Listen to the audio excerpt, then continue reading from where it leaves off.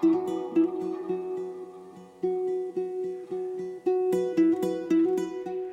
everybody, and thank you for joining me for this video on how to draw mermaids. You've probably already noticed on my Patreon, and if you're on social media at all, that we are right in the middle of Mermay, which is a month dedicated to drawing mermaids. Now, I'm not a big fan of drawing mermaids, so I'm not doing it all month long, but I like to do a couple of videos and a few gesture drawings drawing mermaids just to take part. So the biggest challenge I think with drawing mermaids is that we don't have reference for them because unfortunately, I'm sorry if you didn't know this, but mermaids are not real. But that doesn't mean that we can't still draw them in a gestural way. So my video is really about how to draw mermaids from a gesture drawing approach.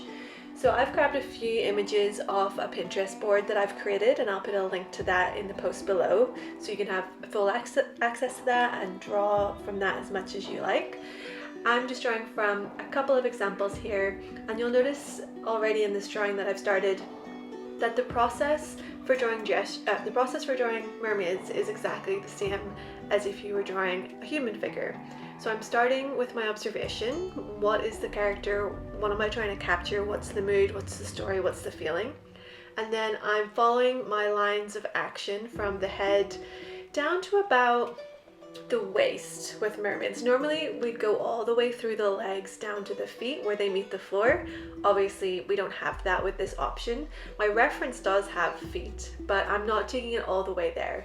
So I'm sort of finding my lines of action to about the pelvis, maybe a little bit into the legs, but I'm pausing there, and then I'm coming back up and I'm continuing the rest of the build up of the drawing with my bean, my arms, center lines, in this example the chest and other things like that.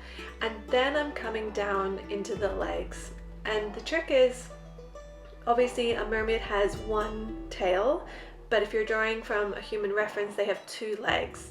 So in this reference the figure's legs are quite close together, so it's kind of easy to like merge them together. So I'm not necessarily following the same rhythm that I follow normally with the legs, which would be over the top of the over the top of the thigh, around the back of the calf. Here I'm being a bit more explorative with that, seeing what feels right. And this is where like your proficiency at lines of action really comes into play. You kind of just gotta feel like where that goes, and it doesn't need to match the reference, of course, because you're changing it into a mermaid. So you just gotta like feel it out a little bit. Sometimes I just choose one leg to make like the dominant shape and use that to guide, and sometimes I blend them together. It depends on what the pose is and what your story is you're trying to capture. So that would be my first tip, is to continue, like approach it the same way with the lines of action, but pause around the waist and then really think about how you want that flow to continue down through the tail. The second challenge that we have when drawing mermaids is that they are usually found underwater. They can be, you know, half out of water or on the shore, but generally when I'm drawing mermaids, they're fully in their habitat underneath the water. So we want them to feel almost weightless, like they're really suspended in water. So think about even when you're in the water, you know, what sort of things happen. My number one go-to is the hair. So we've sort of played with hair like this a little bit when we did a Frank Frazetta artist study, probably, you know, over a year ago now. But he would really illustrate his human figures with their hair like blowing in the wind, and it created a lot of movement, a lot of drama. And I feel like mermaids is sort of the same approach, but it can be a little softer. It's not as like dramatic. But finding those, again, sort of like lines of action, just really natural waves and curls, you know, and not just like down the way, but up. You can move up into the water, you can move out to the side, you can have different parts of the hair going different directions. So really let the hair feel weightless, that the water is taking control of the hair and lifting it and moving it in different ways. That's what's going to make I think that's the biggest thing that really makes it feel like it's underwater. And then we can really understand that, you know, the wavy hair and the tail, we get that it's a mermaid. So really be playful with your hair shapes and you know, use a little bit of design. And then sometimes what I try to do is to like reflect the shape of the hair in the tail fin that I use. So some of the shape language will be similar there.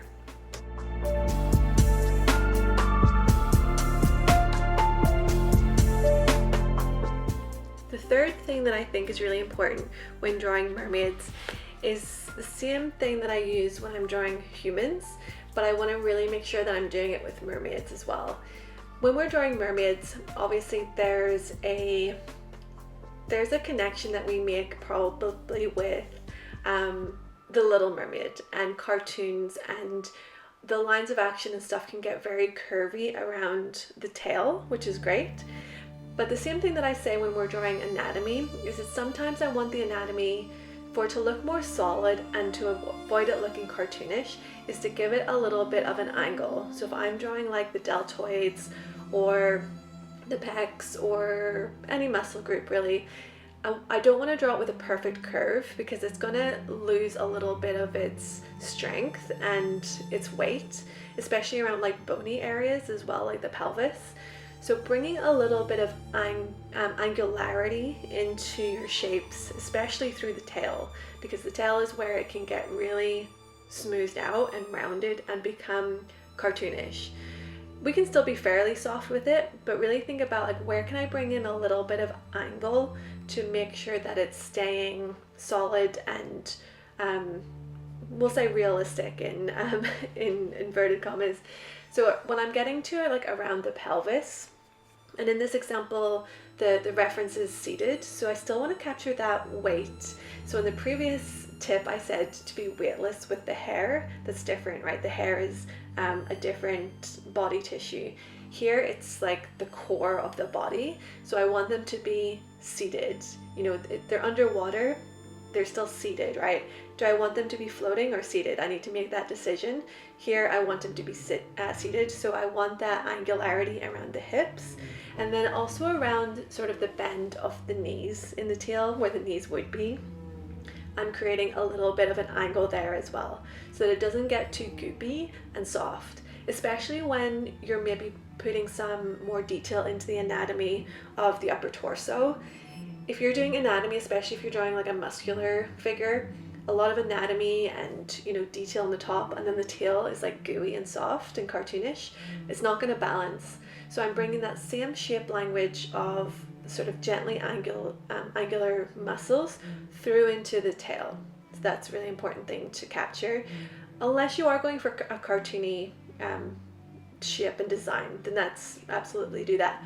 But as always, I'm approaching gesture drawing in more of a realistic, figurative way. So I like to bring those angles into just little sections, especially where there's like corners and stuff.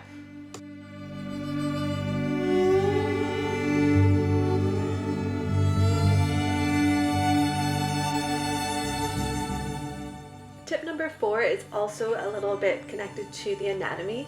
So the point in the figure where the creature turns from humanoid into fish is around the hips. And I like to really think about my pelvis here. It might be easy to like not consider the pelvis because that area is more of that fishtail shape, but I'm still thinking about my asis, those two hip bones on the front.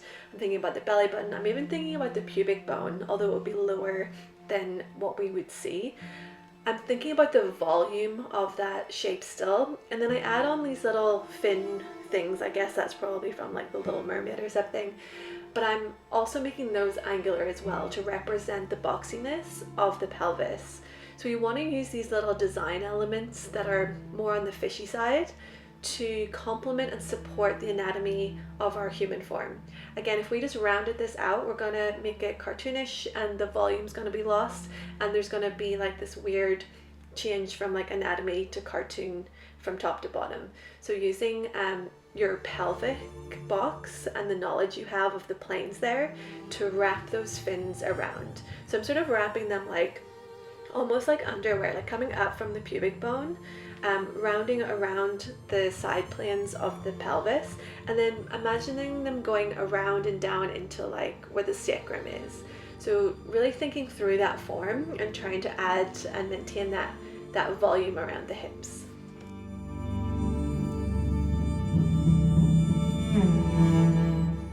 Tip number 5 is another one that I like to use to capture that feeling of being underwater, and you might have observed it already in these 2 sketches that I've already done. It's just to add a little, like a few bubbles around the area, around the figure. I do this when I'm drawing like sports characters or active characters. You know, when we did last summer the Olympics, one of the tips I gave was if you were drawing, you know, say like a football player running, that you could throw a little bit of like dirt coming up with the shoes to add like a sense of motion. And I do the same thing here underwater, where I use bubbles as a sense of, to add a sense of movement, and also to add to that context of like where they are. Even though it's a mermaid and it's obvious like where they are, those few bubbles just give a little bit of extra movement. So try to like follow them, like lead them around with your lines of action. I usually draw them coming off like the hair and the tail, and then if they're doing any sort of action, maybe with their arms or something, I might do some bubbles trailing from there as well, almost like a secondary action kind of bubble. So that's something that's really quick and easy to add to just give a little bit more movement. So even if you're drawing a mermaid that's like not in too much action, they're just maybe resting on a rock or something, you can just add a few bubbles going up. I wouldn't do it from like their mouth or anything, because if we're thinking about the realism of a mermaid, they would breathe with gills. I don't know, I guess you could add bubbles to the mouth. There's probably some people who are more into the lore of mermaids that could explain where to put bubbles. But for the motion, for the hair, the tail, maybe the arms, that's where I like to put them.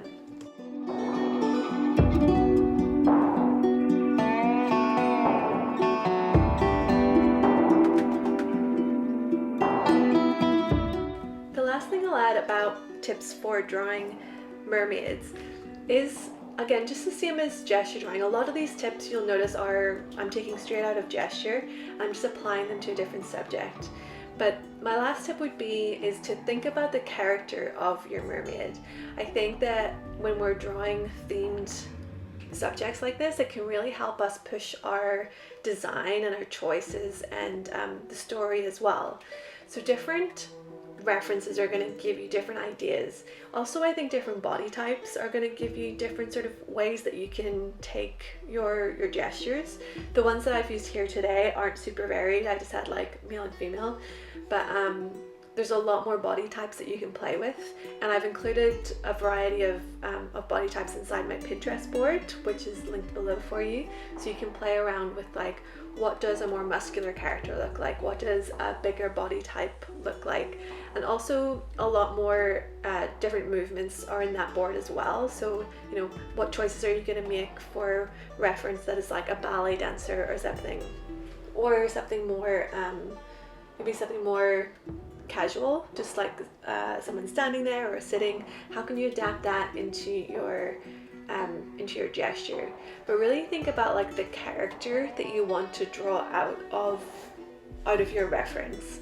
So if it's someone like a lot of the ones I've chosen here, they're based on sculptures, so they're very soft and elegant and very pretty. So I'm sort of using that to guide my choices of the lines that I choose and the shapes that I choose.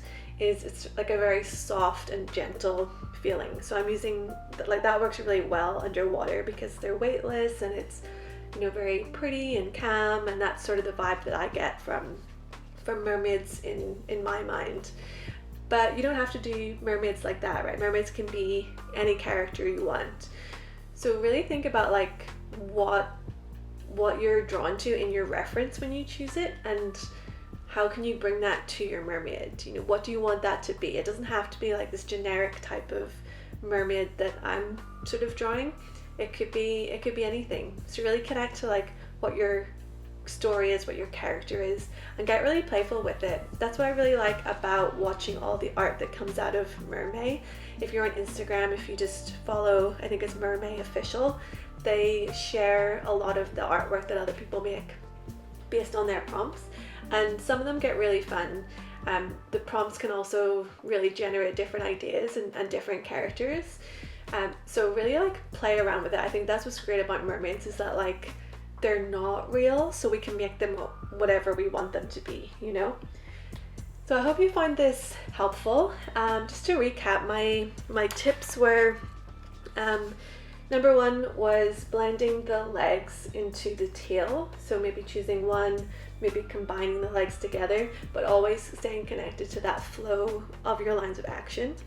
Tip number two was to use the hair to add that feeling of being underwater, and to include some shape language that you can reflect in your tail fin as well. Tip number three was to use angles, especially throughout the tail, so that it feels anatomical, anatomically correct in inverted commas. Tip number four was to remember your pelvic box as you're placing the shape of the fin, that point where we turn from human to fish. And then tip number five was to use bubbles as sort of like a secondary action to create a sense of movement and a little bit of context of like where they are. And then the bonus tip was to really think about the character that you want to draw out in your gesture. So thank you for watching. I hope that this has given you some tips and some confidence to maybe go try some mermaids if you've not tried any yet. I'm not a big fan of drawing mermaids. I do find it really challenging, and full disclosure, I had to make this video a couple of times because I sat down to make it a few days ago and I started drawing and I was like, this is really hard. I don't think I remember how to draw mermaids. And then I had to put a pause on it and just sit down and draw mermaids for a couple of hours, and that's when I got more comfortable with it, and then I came back to make this version of the video that you're watching now. So it's familiar in the sense of like the process is the same as what we do for gesture drawing, but there's a few extra curveballs in there that does make you like have to think a little bit. But it's fun when you get into it, when you find the right reference that resonates with you. So if you do any mermaids, I would love to see it. You can share it with me directly, or you can share it in the community chat that's available to all Patreon members. So thank you for watching. I hope this has helped, and good luck with your mermaid drawing.